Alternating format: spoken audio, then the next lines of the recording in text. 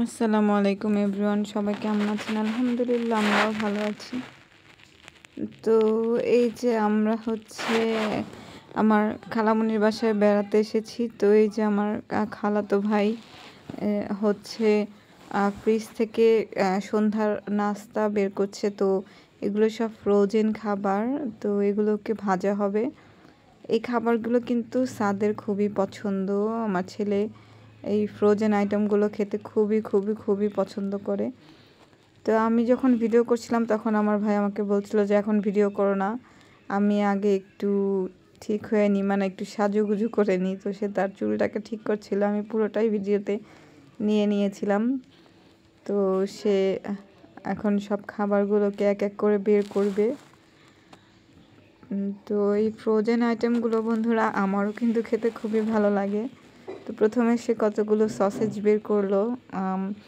ও আর আমার ছেলে খাবে, আমি অল্প একটু টেস্ট করব, আমি খাবো না, সেজন্য আমার জন্য দিতে না করেছি।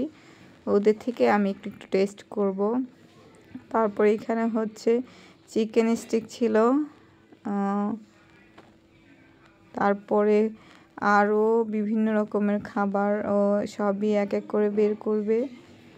তো এগুলো হচ্ছে কাজী ফার্ম কিচেনের। তো আসলে আমাদের জীবনকে আসলে এরা সহজ করে দিয়েছে, কারণ এইগুলো নিজেরা বাসায় বানাতে গেলে অনেক সময়ের ব্যাপার বা অনেক ঝামেলার ব্যাপার।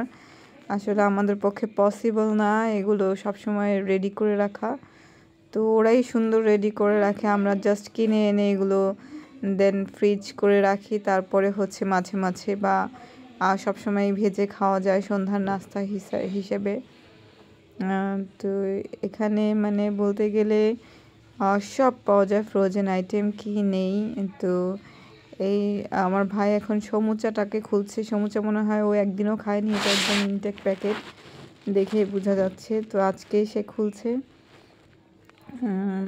আমার ছেলে খুবই এক্সাইটেড, সে বারবার তাকিয়ে তাকিয়ে দেখছিল আর হাসছিল যে আর এই খাবারগুলো কিন্তু ভাজি করবে, সব ওই ভাজবে, আমার ভাই ভাজবে।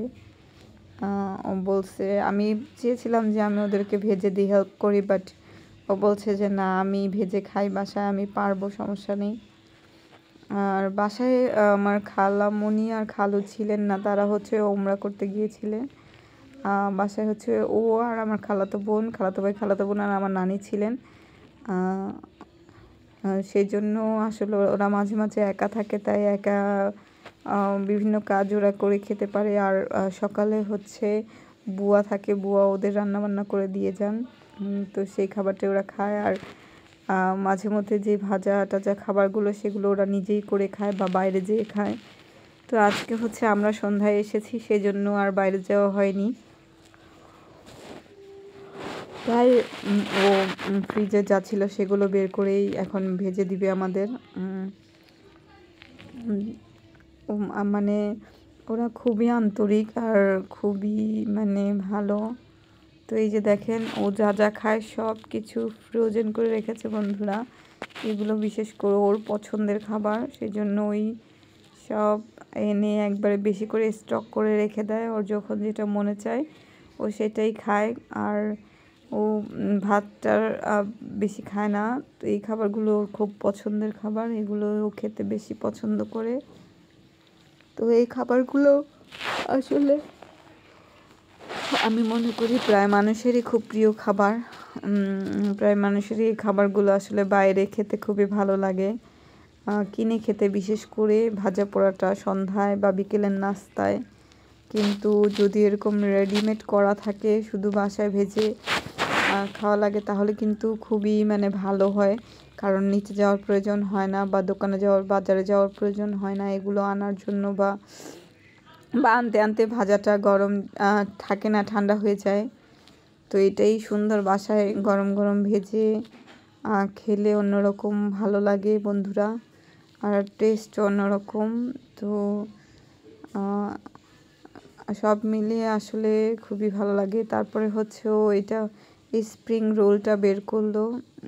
স্প্রিং রোলটা আসলে ভালো মতো আটকানো ছিল না, রোলটা বের হয়ে গিয়েছিল। দেখলাম যে ভাঁজটা আসলে ওদের ঠিক হয়নি। স্প্রিং রোলের যদি ভাঁজটা ঠিক না হয় বন্ধুরা, তাহলে কিন্তু ভিতরে ভেজিটেবলগুলো বের হয়ে যাওয়ার সম্ভাবনা থাকে। তো এইগুলো ভালো মতো আটকানো ছিল না বিধায় এগুলো ভাজার সময় একটু খুলে গিয়েছিল। আর ভেতরে যদি খুলে যায় তাহলে ভেজিটেবলগুলো সব বের হয়ে গেলে তেলের ভিতরে একটা খারাপ অবস্থা হয়ে যায়। তাই এটা আরও ভালো করে আটকানো দরকার ছিল আমি মনে করি বন্ধুরা। তো তারপরে এখানে ছিল চিকেন নাগেটস, ও হচ্ছে নাগেটসও বের করছিল। এইটাও সম্ভবত খায়নি আগে, আজকে ফার্স্ট খুলছে। তো সব মিলিয়ে আসলে আলহামদুলিল্লাহ আমরা আজকে বেড়াতে এসেছি, কারণ ডিসেম্বরের ছুটি একদমই শেষ আমাদের, কিন্তু আমরা তারপরও বাইরে টাইরে যাইনি বা কোথাও ঘুরতে যাইনি, শুধু ঢাকা শহর ছাড়া। তো আজকে ফার্স্ট আমি আমার খালামণির বাসায় এসেছি, তাও এখানে প্রায় 1 বছরের বেশি হবে আমি আসিনি।